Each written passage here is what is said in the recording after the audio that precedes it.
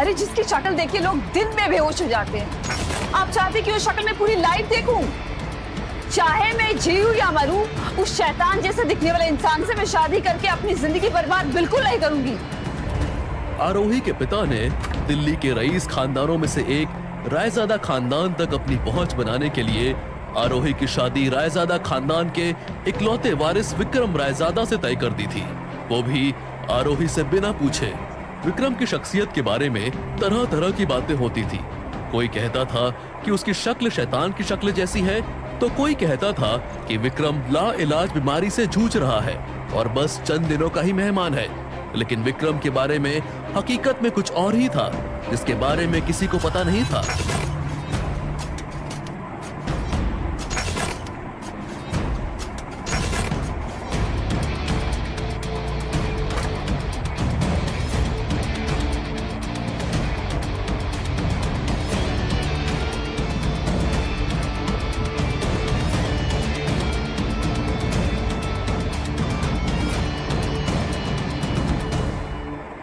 आरोही को समझ आ गया था कि उसके पिता ने अपने फायदे के लिए उसका सौदा करने का फैसला कर लिया है।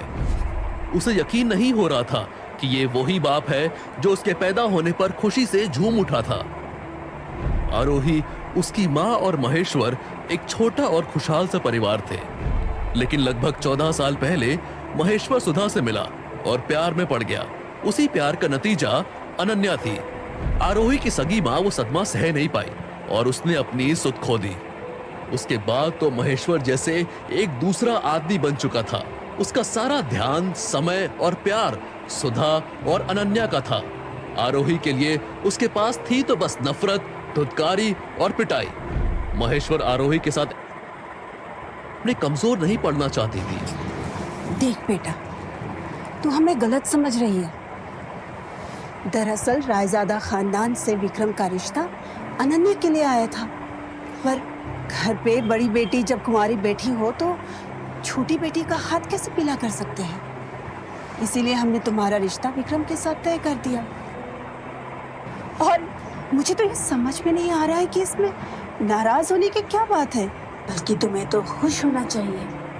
अरे, रायजादा खानदान की बहू बनने का सौभाग्य तो खुशकिस्मती से मिलता है। तुम्हारे तो भाग खुल गए। मैंने कहा ना, मैं ये शादी हरगिज नहीं करूंगी। इससे बेहतर रिश्ता तुझे नहीं मिलेगा। आपको क्या लगता है मैं कुछ समझती नहीं हूँ? अरे आप लोगों को रायजादा परिवार के तलवे चाटने का मौका चाहिए, लेकिन अपनी लाडली अनन्या की जिंदगी बर्बाद नहीं करना चाहते, तो मुझे बलि का बकरा बना दिया। अगर ये रिश्ता लाखों में एक है तो करा दीजिए अनन्या की उस बदसूरत विक्रम से शादी। क्योंकि यही सच था। अनन्या के लिए रायजादा खानदान से रिश्ता आया था, ये सुनकर सुधा और महेश्वर दोनों की खुशी का ठिकाना नहीं था। वो दोनों ही रायजादा खानदान से जुड़ना चाहते थे, लेकिन विक्रम जैसे अपाहिज और कुरूप इंसान के साथ अपनी बेटी अनन्या का रिश्ता नहीं जोड़ना चाहते थे।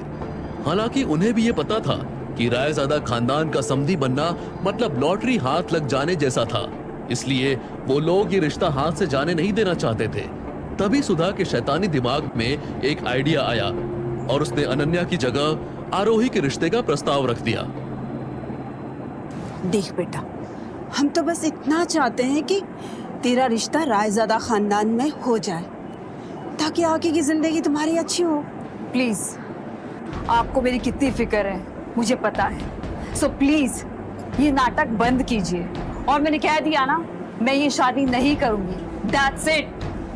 और अगर तुझे अपनी सगी माँ से मिलने का मौका मिले तब भी ये शादी नहीं करेगी?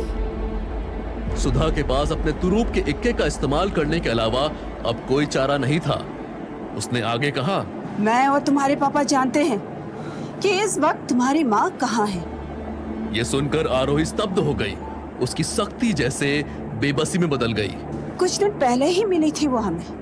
सुधा ने आगे बताया और फिर महेश्वर की तरफ देखकर इशारा किया।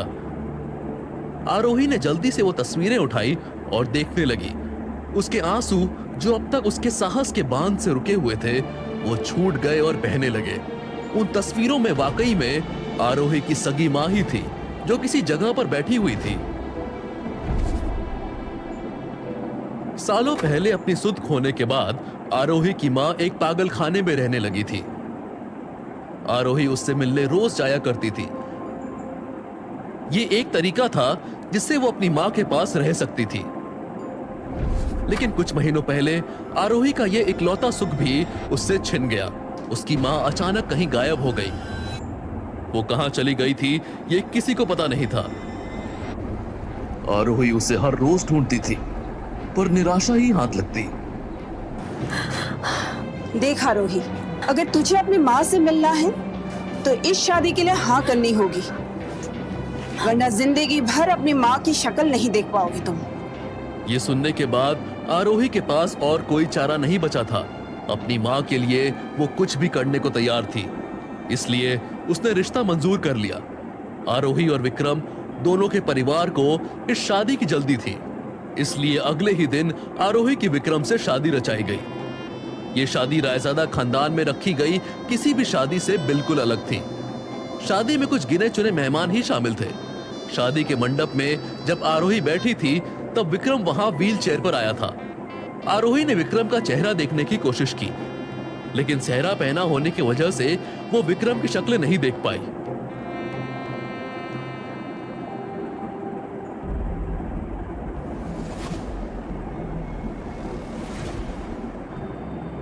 वहां क्यों खड़ी? यहाँ मेरे पास हो। ये आवाज सुनकर आरोही सोचने लगी कि ऐसे बेजान अवस्था में पड़े आदमी की आवाज इतनी करारी कैसे हो सकती थी, और साथ ही साथ उसे यह भी लगा कि ये आवाज उसने पहले कहीं सुनी है। आरोही के नजदीक आते ही विक्रम को एक खास तरह की खुशबू महसूस हुई। इस खुशबू से विक्रम को कुछ याद आने लगा। ये वही खुशबू थी जो उस रात उस होटल इंपीरियल के कमरे में महसूस हुई थी। 2 दिन पहले आरोही का 24वां बर्थडे था और उसकी सौतेली बहन अनन्या ने होटल इंपीरियल के एक कमरे में आरोही को सेलिब्रेशन के लिए बुलाया था। वहां पर अनन्या ने एक ड्रिंक में कुछ मिलाया और आरोही को पकड़ा दिया, जिससे पीते ही आरोही को कुछ अजीब सा लगा। उसे ऐसा लगने लगा कि जैसे उसे होश तो था, लेकिन वो कुछ भी बोल नहीं पा रही थी। अनन्या ने शैतानी मुस्कुराहट के साथ कमरे की लाइट्स ऑफ की और आरोही को ऐसी हालत में अकेला छोड़कर चली गई। अब वहां पर पूरी तरह से अंधेरा छा गया था।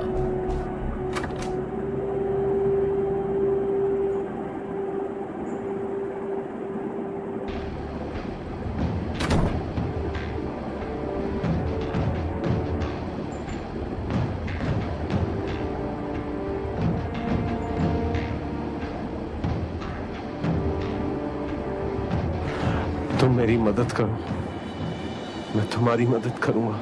आरोही को लग रहा था कि वो आवाज किसी दूसरी दुनिया से आ रही थी। उस आवाज में मानो जहर घुला था। मदद करो। उस नशे की हालत में आरोही सोचने लगी कि वो किस मदद की बात कर रहा था। वो उस परछाई का चेहरा नहीं देख पा रही थी, पर उसकी पैनी आंखें साफ साफ दिख रही थी। इतने अंधेरे में भी उन आंखों में उसे रूखापन और गर्व साफ साफ दिखा। आरोही को यह समझने में ज्यादा वक्त नहीं लगा कि पिछली रात उसके साथ उसके जन्मदिन पर जबरदस्ती की गई थी। हालांकि आरोही को पता नहीं था कि उसके कमरे में जो आदमी आया था वो विक्रम ही था, और विक्रम को भी नहीं पता था कि उसकी जिससे मुलाकात हुई थी वो आरोही थी। उल्टा विक्रम को यह गलतफहमी थी कि उसकी अनन्या से मुलाकात हुई थी, और इसकी भी एक वजह थी। होटल इंपीरियल के कमरे में आरोही के बर्थडे की रात को आरोही को नशे वाला ड्रिंक पिलाने के बाद अनन्या को लगा कि अब उसका प्लान कामयाब होने में कोई प्रॉब्लम नहीं आएगी, इसलिए वो आरोही को होटल में बेहोशी की हालत में छोड़कर वहां से निकल गई थी। दरअसल उसने कुछ गुंडों को आरोही पर हमला करने भेजा था, लेकिन वो गुंडे गलती से किसी और होटल में पहुंच गए थे, और इस तरफ आरोही के कमरे में वो आदमी पहुंचा था जो अब आरोही का पति था, विक्रम रायजादा। अगली सुबह तक आरोही के बारे में कोई खबर नहीं आई तो अनन्या फिर एक बार होटल के उसी कमरे में पहुंची। वो उस अंगूठी की चमक से अपनी नजरें नहीं हटा पा रही थी। इसे बेचकर तो अच्छे खासे पैसे मिल जाएंगे। उसने अंगूठी को हाथ में पहना और वहां से निकलने के लिए जैसे ही मुड़ी कि होटल रूम के दरवाजे पर उसे एक आदमी खड़ा दिखा। तुम वही हो जिन्होंने हमारे मालिक की जान बचाई थी? ये अंगूठी हमारे मालिक विक्रम रायजादा की है। जी जी, हाँ, हमने ही बचाई थी। विक्रम रायजादा खानदान के एक लौते वारिस हैं।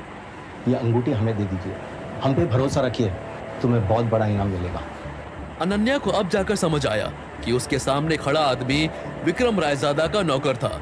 हालांकि इनाम के लालच में आकर अनन्या ने वो अंगूठी उस आदमी को दे दी। अनन्या को इनाम मिला भी, लेकिन पैसे के रूप में नहीं, बल्कि विक्रम रायजादा से शादी के प्रस्ताव के रूप में।